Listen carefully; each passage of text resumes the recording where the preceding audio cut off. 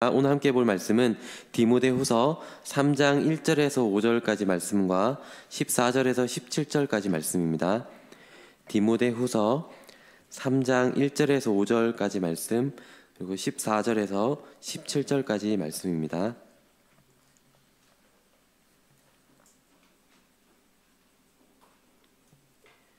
먼저 디모데후서 3장 1절에서 5절까지 말씀을 교독해서 읽도록 하겠습니다.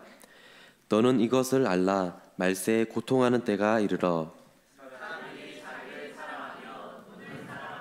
자랑하며 교만하며 비방하며 부모를 거역하며 감사하지 아니하며 거룩하지 아니하며 무정하며 원통함을 풀지 아니하며 모함하며 절제하지 못하며 사나우며 선한 것을 좋아하지 아니하며 배신하며 조급하며 자만하며 쾌락을 사랑하기를 하나님 사랑하는 것보다 더하며 경건의 모양은 있으나 경건의 능력은 부인하니 이 같은 자들에게서 내가 돌아서라. 이어서 14절부터 17절까지 말씀은 저희 합독해서 함께 읽도록 하겠습니다. 시작. 그러나 너는 배우고 확신한 일에 거하라.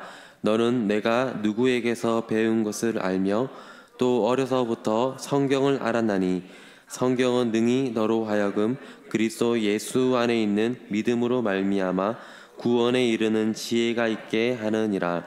모든 성경은 하나님의 감동으로 된 것으로 교훈과 책망과 바르게 함과 의로 교육하기에 유익하니 이는 하나님의 사람으로 온전하게 하며 모든 선한 일을 행할 능력을 갖추게 하려 함이라.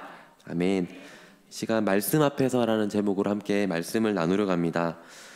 여러분이 보실 때 제가 초등학생 때 좀 장난꾸러기였을 것 같나요? 아닌가요? 네.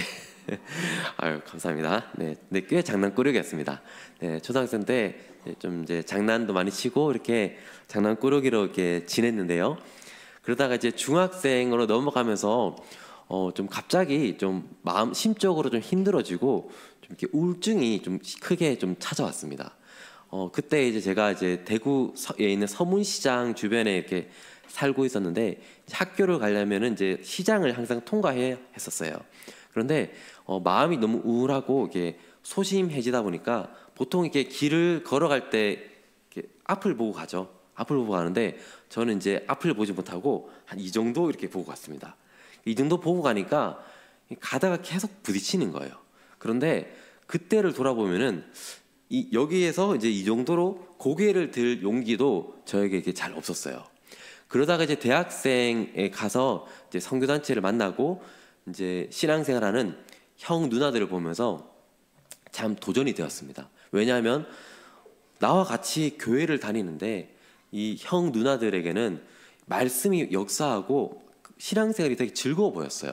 그러면서 제 안에 그런 어떤 기도의 제목들도 궁금한 점이 생겼는데, 그러면 그 말씀이 나도 변화시킬 수 있을까? 이런 나도 하나님 말씀이 나를 변화시킬 수 있을까? 이런 어떤 궁금증, 그리고 좀 기도도 하기 시작했습니다. 그리고 시간이 지나고 저는 이제 확신하게 말씀할 수 있습니다.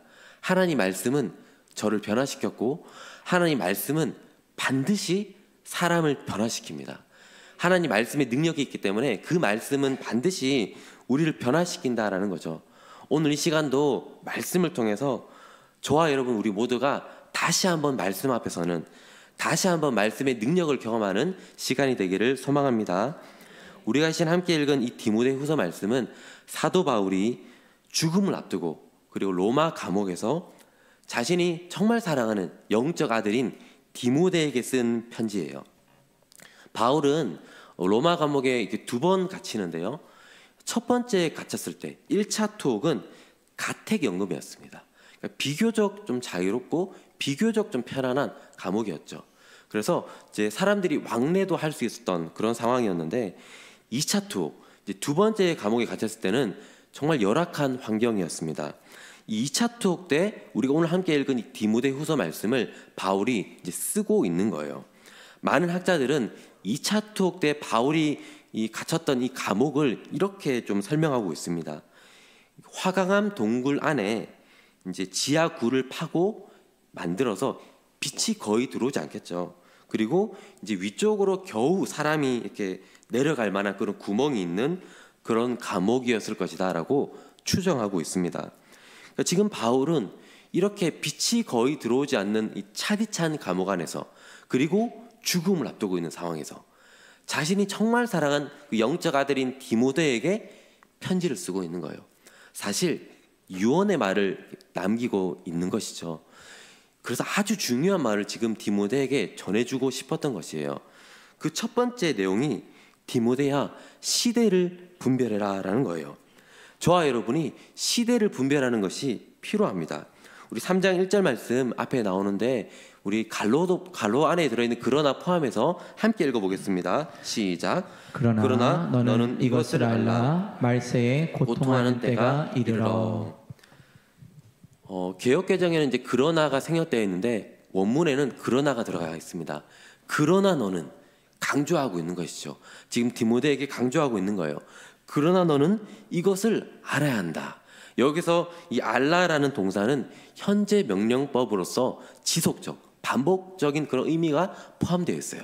한 번만 알고 끝나는 것이 아니라 계속해서 반복적으로 알아야 돼라고 말하고 있는 것입니다. 무엇을 알아야 된다라고 말하고 있나요? 말세에 고통하는 때가 올 것이다. 그러니까 말세에 대해서 디모데야 알아야 된다라고 지금 이야기하고 있는 겁니다. 우리가 먼저 시대를 분별할 때 이 말세에 대해서 조금 살펴볼 필요가 있는데요. 혹시 터미네이터라는 영화를 아시나요? 감사합니다. 네, 공감이 되네요. 네, 꽤 유명한 영화죠, 터미네이터. 이제 터미네이터의 그 배경은 이제 핵 전쟁으로 이제 인류가 이제 멸망한 그런 배경입니다. 여기에서 그 터미네이터가 꽤 유명한 그런 대사를 하나 남기죠. 이제 쇠사슬을 이렇게 잡고 이제 밑에는 이제 용광로가 있으면서 내려오면서, 네, 아마 좀 이렇게 아시는 분들 계실 텐데 이렇게 하면서 I'll be back 이렇게 하면서 꽤 유명한 대사를 남기기도 했습니다. 보통 사람들이 이렇게 말세라고 이야기하면은 이 터미네이터와 같은 그런 상황들을 좀 떠올립니다. 막 세상이 끝나고 막 세상이 멸망하는 그런 장면을 흔히 떠올리는데요. 그런데 성경에서 말하는 말세는 이와 좀 다릅니다. 오늘 우리가 함께 읽었던 3장 1절에 나오는 이 말세라는 단어, 이 말세라는 단어는 원문에서는 복수형으로 나옵니다. 그러니까 성경에서 말하는 말세는 기간을 뜻합니다. 기간. 예수님의 초림부터 그리고 재림까지의 그 기간을 말세라고 이야기하는 거죠.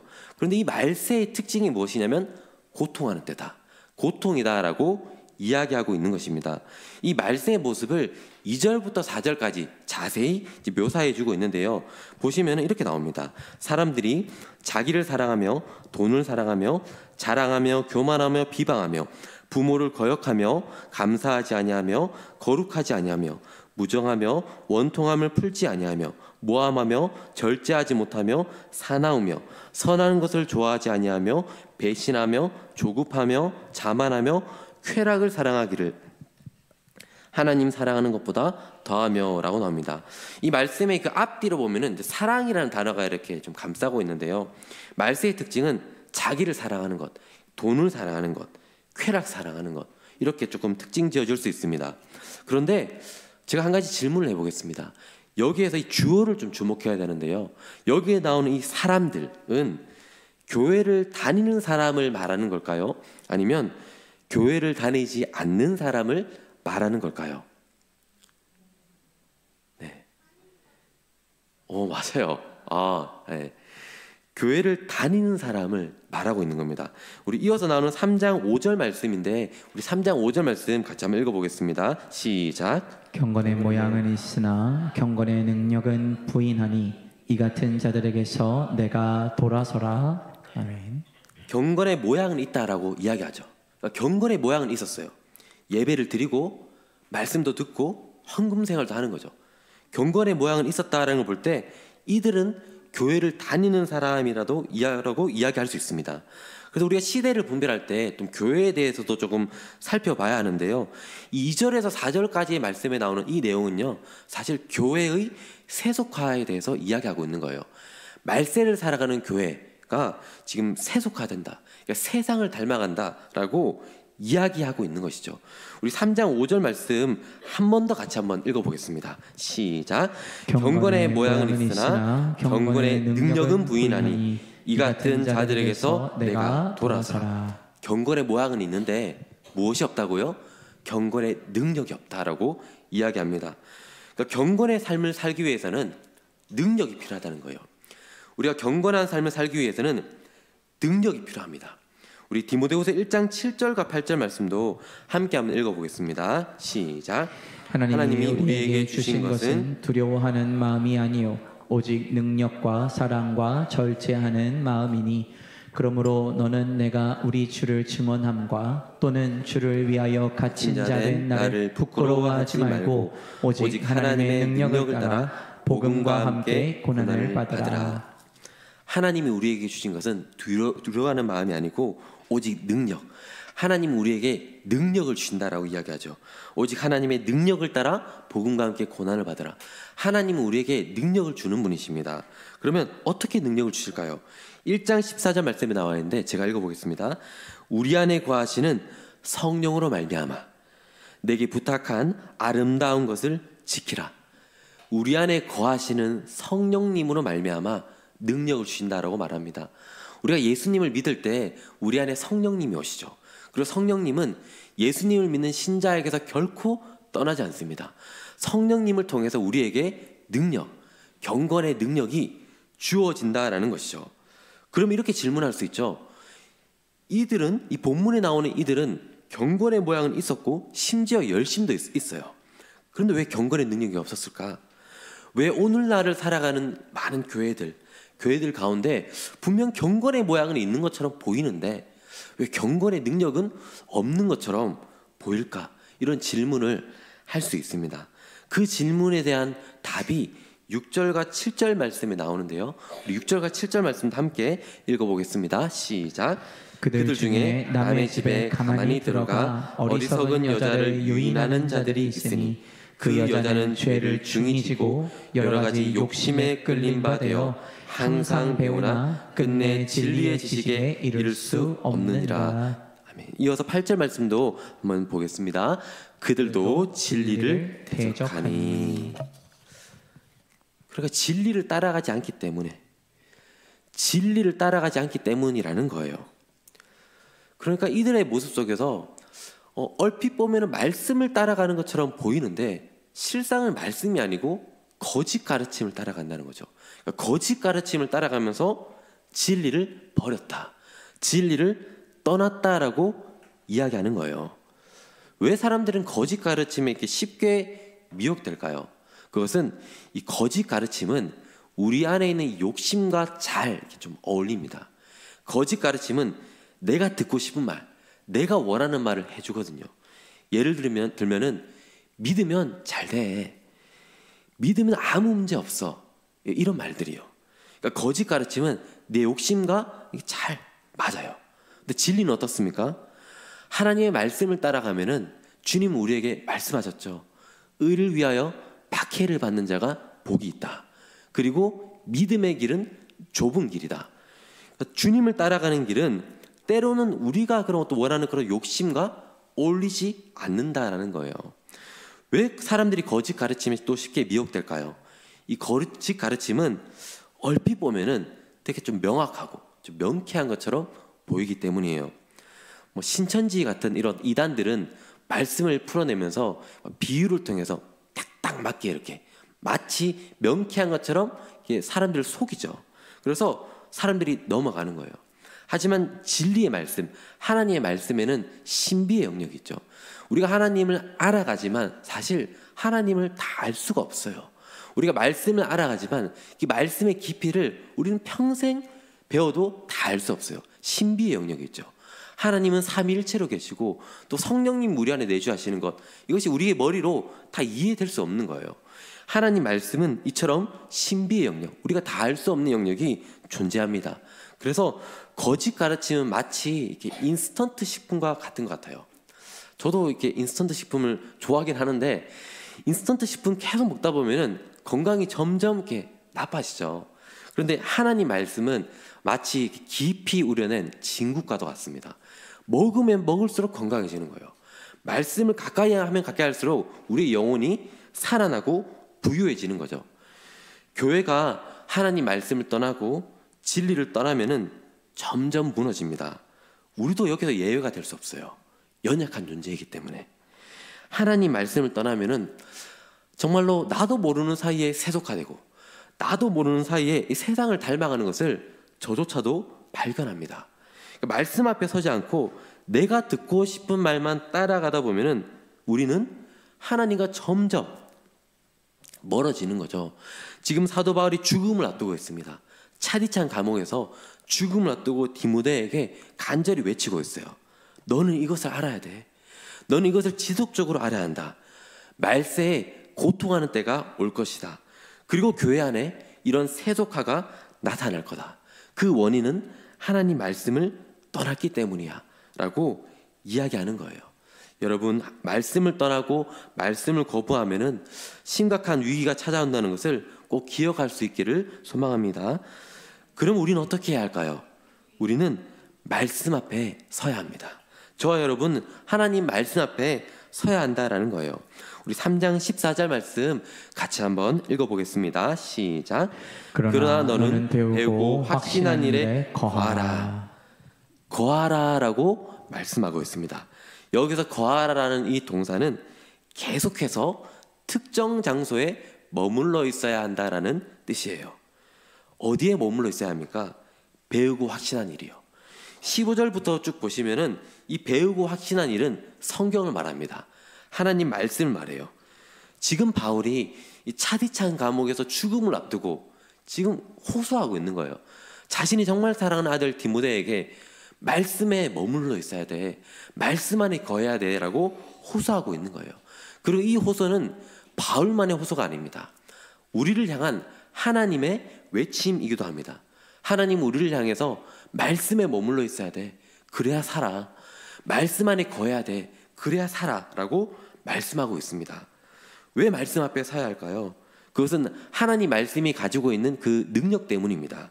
15절에 보시면은 성경은 능히 너로 하여금 이라고 나옵니다. 성경은 능히라고 하는 것을 볼 때 성경은 능력이 있다라는 것이죠. 하나님 말씀에는 능력이 있습니다. 말씀은 천지를 창조한 능력이 있고, 말씀은 우리를 살리는 능력이 있고, 말씀은 죽은 자를 일으키는 능력이 있고, 말씀에는 이처럼 생명이 있습니다. 구체적으로 어떤 능력이 있을까요? 먼저 첫 번째는 예수님을 믿음으로 구원받게 하는 능력이 있죠. 우리 15절 말씀 같이 한번 읽어볼까요? 시작. 또 어려서부터 성경을 알았나니 성경은 능히 너로 하여금 그리스도 예수 안에 있는 믿음으로 말미암아 구원에 이르는 지혜가 있게 하느니라. 성경은 능히 너로 하여금 그리스도 예수 안에 있는 믿음으로 말미암아 구원에 이르는 지혜가 있게 하느니라라고 말씀합니다. 또 어떤 능력이 있을까요? 우리를 변화시키는 능력이 있습니다. 디모데후서 3장 16절 말씀도 같이 읽겠습니다. 시작. 모든 성경은 하나님의 감동으로 된 것으로 교훈과 책망과 바르게 함과 의로 교육하기에 유익하니. 아멘. 성경은 하나님의 감동으로 되었죠. 그리고 교훈, 책망, 바르게 함, 의로 교육함을 통해서 우리를 변화시킵니다. 먼저 교훈하시죠. 하나님은 말씀을 통해서 우리에게 하나님의 뜻을 알려주세요. 하나님께서 무엇을 기뻐하시고 무엇을 싫어하시는지를 우리에게 교훈하시죠. 그리고 책망하십니다. 우리가 늘 하나님 말씀의 그 자리에 머물러 있으면 참 좋겠지만은 때때로 우리는 말씀을 떠날 때가 있죠. 그때 하나님은 우리에게 책망하십니다. 그런데 이 책망은 우리를 미워함으로 하는 책망이 아니에요. 이 책망은 우리를 사랑하시기 때문에 우리를 회복하기 위한 책망이시죠. 우리를 다시 말씀의 자리로 이끌기 위한 그런 책망이에요. 그래서 말씀은 세 번째로 우리를 바르게 합니다. 하나님께서 우리에게 말씀으로 교훈하시고 책망하시고 그리고 다시 바르게 함, 원래의 자리로 회복시키시죠. 여기서 끝이 아닙니다. 회복되어서 지속적으로 우리가 그 말씀의 자리에 머물 수 있도록 네 번째로 의로 교육합니다. 의로 교육한다는 것은 훈련의 의미가 포함되어 있어요. 우리가 하나님 말씀의 자리에 머물기 위해서는 한순간에 되지 않고 지속적인 훈련이 필요합니다. 그러니까 교훈하고 책망하고 바르게 함, 이 의로 교육함을 통해서 하나님은 우리를 변화시킵니다. 그리고 그 목표가 3장 17절 말씀에 나와 있습니다. 우리 17절 말씀 함께 읽겠습니다. 시작. 이는 하나님의 사람으로 온전하게 하며 모든 선한 일을 행할 능력을 갖추게 하려 합니다. 아멘. 하나님의 꿈이에요. 저와 여러분을 향한 하나님의 꿈입니다. 하나님은 우리를 향한 꿈이 있으시고 기대하시는 것이 있어요. 그것은 우리가 하나님의 사람으로 온전해지는 것, 우리가 모든 선한 일을 행할 능력을 갖추고 하나님의 뜻대로 살아가는 것을 하나님은 꿈꾸십니다. 간절히 원하는 것은 이것이 우리의 꿈이 되기도 원합니다. 하나님의 꿈이 우리의 꿈이 되기를 원해요. 그래서 하나님, 저도 이것을 꿈꿉니다. 하나님의 사람으로 온전해지고 싶습니다.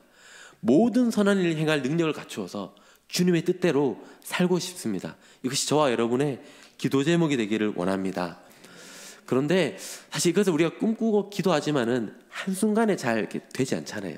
이 일들이 한순간에 이루어지진 않습니다. 우리가 믿음의 조상이라고 흔히 부르는 그 아브라함을 생각할 때 보통 창세기 22장에 그 이삭을 번제로 바치는 그 장면을 많이 떠올리죠. 그 장면을 보면서 아브라함은 정말 대단한 믿음의 사람이다. 나는 저렇게 될 수 있을까? 라는 질문을 하기도 합니다. 그런데 아브라함도 처음부터 이런 믿음의 사람은 아니었어요.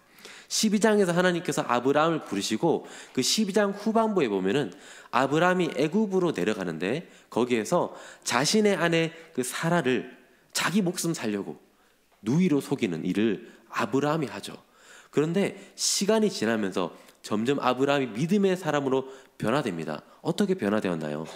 아브라함을 포기하지 않는 하나님의 사랑으로 인해서 변화된 거예요. 그리고 아브라함을 포기하지 않아서 끝까지 말씀해 주시고 끝까지 다시 한 번 더 약속의 말씀을 주심으로 인해서 아브라함이 변화된 거죠. 저와 여러분도 때로는 믿음의 길을 걸어가고 내가 다시 말씀 앞에 살아야지 다짐하지만 자주 넘어집니다. 하지만 하나님은 우리를 포기하지 않으세요. 하나님의 사랑은 우리를 포기하지 않아요. 계속해서 말씀해 주신다는 거예요. 그 말씀이 다시 우리를 일으켜 세웁니다.